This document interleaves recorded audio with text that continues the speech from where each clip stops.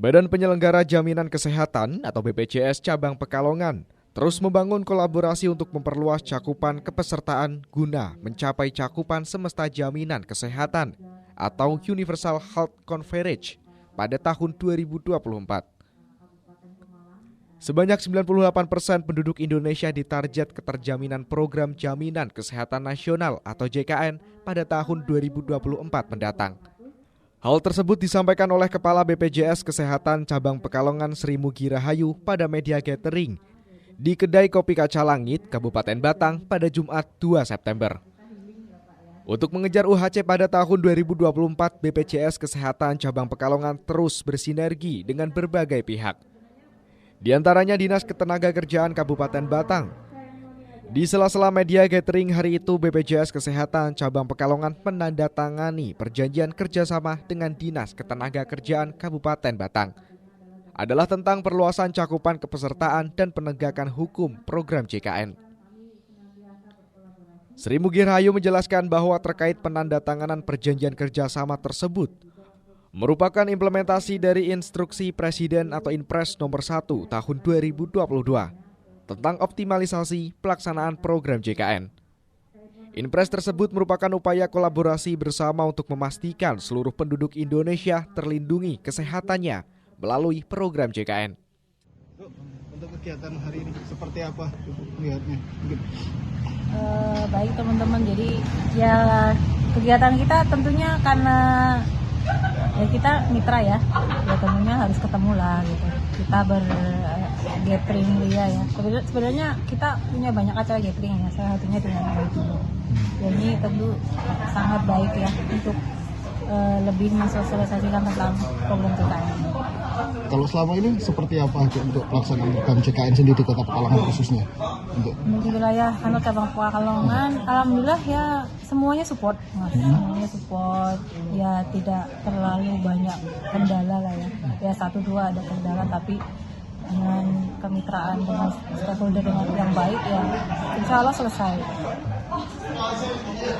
Untuk mencapai UHC 2024 mendatang, upaya-upaya yang akan dilakukan apa saja? Ya kita melaksanakan Inpres nomor 1 2022 ya. Salah satunya ya ini tadi kami dengan Dinas Tenaga Kerja, kami hampir semua kementerian ya dan jajarannya sampai di daerah. Ada juga dengan tadi sarannya bagus banget ya dari Pemalang ya.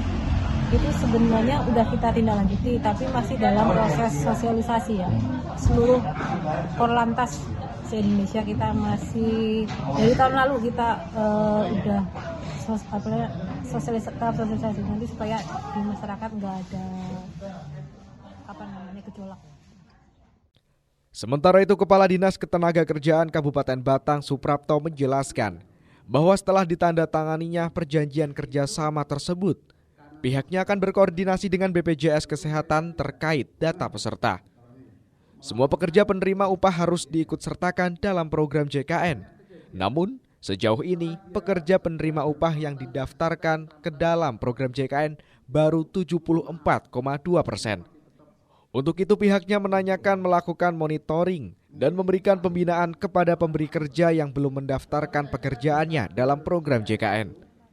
Pembinaan tersebut antara lain mewajibkan pemberi kerja untuk mencantumkan klausul melindungi pekerja dalam program JKN adalah dalam peraturan kerja bersama.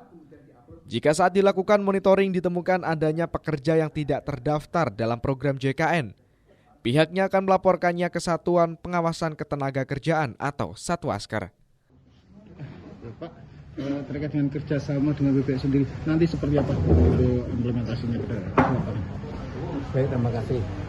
Jadi sesuai kewenangan Disnaker, pertamanya dalam rangka hubungan industrial dan dalam rangka perlindungan sosial bagi pekerja, kami berharap kan semua pekerja penerima upah di Kabupaten Batang semuanya harus diikut sertakan perlindungan sosialnya melalui BPJS Kesehatan antara lain salah satunya. Oleh sebab itu kita akan bekerja sama dengan BPJS Kesehatan. Pertama, koordinasi masalah data. Pertama, pesertaannya nanti apakah sesuai dengan data yang ada semua pekerja di Batang atau tidak? Semestinya sama, semua pekerja harus masuk BPJS. Nah, sampai saat ini ternyata baru 74,29% pekerja penerima upah bahkan yang diikutkan berapa. Nah, yang lainnya itu kita koordinasi supaya itu bisa disertakan.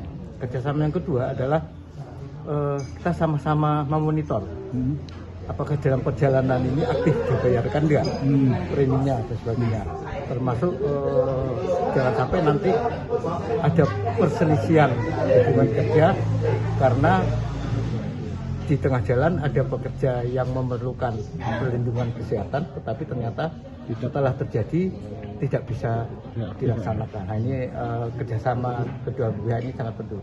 Nanti upaya dari pemerintah dalam hal ini Dinas Tenaga Kerja Pak, untuk mendorong perusahaan untuk bisa ikut nanti seperti apa Pak dengan mekanismenya seperti apa? Jadi mulai pertama dari perencanaan administrasi perusahaan dulu. Setiap perusahaan kan akan membuat peraturan perusahaan dan atau peraturan kerja bersama. Jadi di situ kalau membuat baru berarti ya harus tertuang di dalamnya, harus melindungi salah satu BPJS. Kemudian kalau perpanjangan PKB maupun PP juga langkahnya harus kita koreksi, harus ada klausal tentang itu. Nah, ketika ada monitoring kita, monitoring pembinaan. Kalau terjadi temuan kita tidak sesuai yang kita harapkan, kita bersama BPJS Kesehatan akan melaporkan ke Satwas. Romi Suharto, Batik TV melaporkan.